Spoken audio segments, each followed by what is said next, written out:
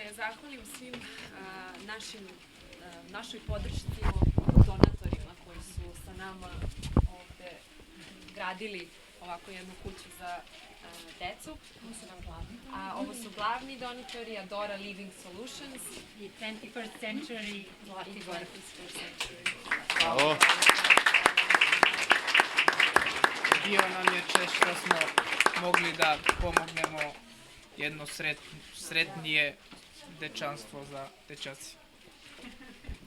Mi smo iz Makedonije, tako da izvinjavam se za moj srpski jezik pomalo.